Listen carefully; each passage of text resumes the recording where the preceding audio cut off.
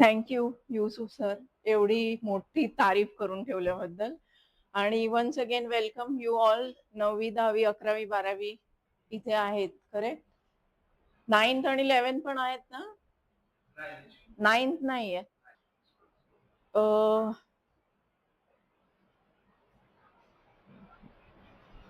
एवढे दिवस आता स्कूलचं लाईफ 10वी वाल्यांचं संपत आलंय ऑलमोस्ट, आणि तुमचं ज्युनियर कॉलेजचं लाईफ संपत आलंय. बेसिक एज्युकेशन होईल, याच्या पुढे हायर एज्युकेशनला जायचंय. समजलं? तर काही काही व्हॅल्यूज, काही काही गोष्टी, काही काही ऍडवाइसेस आमचे जसं नाही. जे काही तुम्ही आजकाल तुमचा जमाना रील्सचा आहे, त्याच्यामध्ये फक्त टाइमपास रील्स बघू नका. काही काही इन्फॉर्मेटिव्ह गोष्टी असतात, काही काही मोठ्या लोकांचे ऍडवाइस असतात, ते सुद्धा कधीतरी मध्येच वन्स इन अ वीक बघितलं तर आपला खूप फायदा होतो. आज सीनियर सिटीजन अजून मी झाले नाहीये, पण 10 वर्षांनी होईन. पण तरी सुद्धा ऍट द एज ऑफ 50 खूप सारे एक्सपिरियन्स आहेत. त्याच्या बेसवर मी काही गोष्टी तुम्हाला सांगणार आहे. किती ठेवायच्या इथे, किती ह्या कानाने सोडून द्यायच्या आणि परत दुपारी घरी गेल्यापासून सेम गोष्टी रिपीट करायच्या, ते तुमच्यावर आहे. कारण आज आम्हाला, म्हणजे मला तरी, आणि आय होप सगळ्यांना सेम एक्सपिरियन्स असेल. ज्या गोष्टी आम्हाला स्कूलमध्ये असताना आमच्या टीचर्सने शिकवल्या होत्या, किंवा त्यांची परफेक्ट स्टेटमेंट्स अजून सुद्धा माझ्या कानात आहेत. स्टेटमेंट्स म्हणा, ऍडवाइस म्हणा, त्यांच्या ऍक्शन्स म्हणा, सगळं कळलं. आणि आज कुठेतरी वाटतंय की अरे, तेव्हा आपण त्यांच्या काही गोष्टी अजून ऐकल्या असत्या तर आपण आज इथे आहोत, ते इथे पोचलो असतो.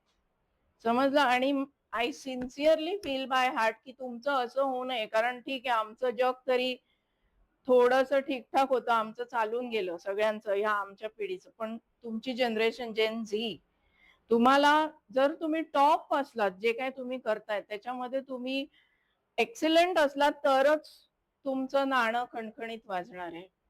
कळलं? नाही तर जे मिळेल तो जॉब एक्सेप्ट करून जेवढे पैसे मिळतील तेवढ्या पैशात तुम्हाला लाईफ स्पेंड करायला लागेल.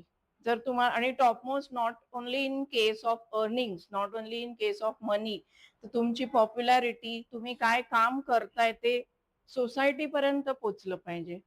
मनी वाईज तुम्ही कसे पण अर्न कराल. आज 4थी पास असलेले किंवा 12वी नापास असलेले सुद्धा खूप कमवतात. त्या दिवशीच मी सचिन तेंडुलकरचं एक्झाम्पल या मुलांना दिलं होतं. लोक म्हणताना काय म्हणतात, हा सचिन ना 12वी फेल आहे. ओके, त्याने अभ्यासात मेहनत नाही केली, पण त्याने मेहनत कुठे केली? ग्राउंडवर. तो माणूस सकाळी 5:30 वाजल्यापासून दिवसभर जवळजवळ 12 तास तो फील्डवर, तिथे शारदाश्रमच्या किंवा आझाद मैदानवर तेव्हा प्रॅक्टिस चालायची, तिथे तो 12-12 तास प्रॅक्टिस केलेला माणूस आहे. कळलं? आणि हे माझे मिस्टर स्वतः क्रिकेटर आहेत. त्यांचा एक मित्र सचिनच्या ग्रुपमध्ये, सचिन विनोद कांबळी हा त्यांचा शारदाश्रमचा ग्रुप होता, एकदम बेस्ट फ्रेंड होता. कळलं? तर त्यामुळे मी ही तुम्हाला डायरेक्ट सांगू शकते, कुठेतरी वाचलेलं किंवा ऐकलेलं सांगत नाहीये. मला काय म्हणायचंय, मेहनत जो करेल तोच पुढे जातो. आणि ऑन द अदर हँड विनोद कांबळीचं काय झालंय, आज त्याच्याकडे टॅलेंट सचिन पेक्षा 90% जास्त टॅलेंट विनोद कांबळीकडे होतं. तू अकॅडमीत जातेस, तिथे कोण तुझे सर असतील त्यांना पण ही गोष्ट विचार. कळलं? पण काय झालं, प्रॅक्टिसची कमी झाली, हार्डवर्क कमी झालं, म्हणून विनोद कांबळी कुठेतरी मागे राहिला आणि सचिन तेंडुलकर पुढे गेला. असं नसतं की सक्सेस इझी नसते, आणि इझी सक्सेस जी मिळते ती लॉंग लास्टिंग नसते. टाइम बिंग हॅपीनेस मिळतो आपल्याला, जॉय मिळतो. आणि ह्या ज्या सगळ्या गोष्टी आहेत त्या आफ्टर एज ऑफ 30, 35, 40 हे सगळं आपल्याला समजत जातं की तेव्हा आपण कुठे चुकलो, तेव्हा थोडासा अजून अभ्यास करायला हवा होता, मग अजून आपलं चांगलं झालं असतं.